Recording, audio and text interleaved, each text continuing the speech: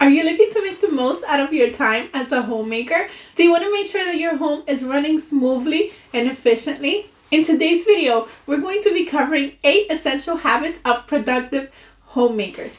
And be sure to stick around to the end because habit number 8 is crucial. Let's get started. Before we jump into those habits, I want to point out this home builder merch. It is now available. I'll put the links below. Be sure to check it out and the other merch as well, but only if it fits into your budget. Okay, let's jump right in. Yeah!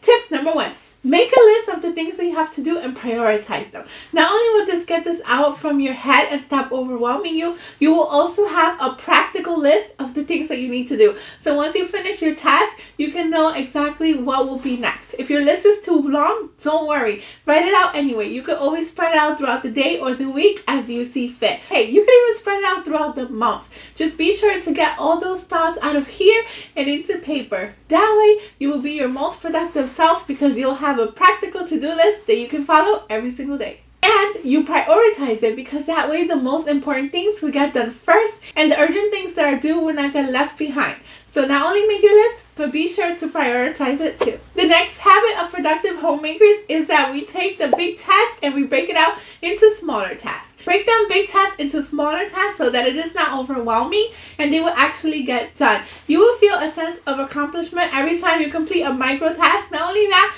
you will be able to see yourself getting closer to your ultimate goal. And you won't be overwhelmed. For example, instead of saying, I'm going to organize the whole entire home, that could be your long-term goal. But in the meantime, don't even start with a whole room. Start with one single drawer. Not only will you get a lot less overwhelmed, but you will get a lot more done too. Not to mention how fun it is to check off those to-do items off our to-do list. Okay, so the next one, since we're working on small spaces, be sure to focus only on the area that you're working on. And please declutter it first. As you know, we cannot clean clutter, but I hope you know we can't organize clutter either. I mean, we could, but what would be the point of that? Double work for nothing. So be sure that you're getting rid of the items that you absolutely do not need. Instead of thinking about, do you need it? Think about, can you do without it? Now, I know not everyone is a minimalist, but just remember that the more things you have, the more time they take to manage. So only keep enough things that you need and not a single item more. They're only material things anyway, so we shouldn't be so attached to them. And if we find ourselves being attached, for my Christian mamas, be careful. We don't want these things to become an idol to us. So just declutter as much as you need to. It will free up your time and it will free up so much space in your home and your life. Okay, so next, use a timer. I follow the Fly Lady systems, but even if you don't follow this system, a timer is going to be your best buddy because you're not going to lose hours of your day trying to get something done when you can just do so much progress in 5, 10, or even 15 minutes. You will be shocked at how much you can do in just 5 minutes at a time. Not only that, you will feel like you're racing against the clock, so it will incentivize you to move even faster than you normally would. Try it and let me know what a drastic difference it has made in your decluttering or cleaning. If you like this kind of content, don't forget to give it a big thumbs up and consider subscribing so you don't miss a single video. Also, be sure to share this video with someone you know may need it so that you can help them too to become a productive homemaker. Not only will you help them to become a more productive homemaker, but you'll also be helping to grow this channel. So two good deeds for the effort of one.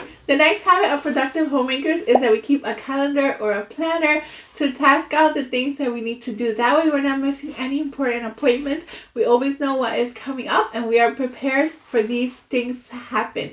I happen to have a productivity planner that is less than $20, so if you're interested, I will put the links down below. There are 2 different variations, and you know I'm all about fun, so they are super fun and will not let you to forget your goals because it has a quarterly goal session as well. Feel free to check it out, but if it's not in your budget right now, that's okay. You can grab a sheet of paper, an old notebook, a binder, a dollar calendar, well, $1.25 now from the $1.25 tree, but anything that you have access to, and be sure to write down your appointments in that. This binder, calendar, or planner will help you to keep things organized, keep track of family activities, appointments, deadlines, and other things coming up, and it will help you have productive and organized homemaking habits. Next, be sure to start the night before. If you want a productive morning, week, month, year, be sure to prepare everything the night before. Look at your to-dos, check your planner or calendar, map everything out the night before. Put all the things that you will need for that day.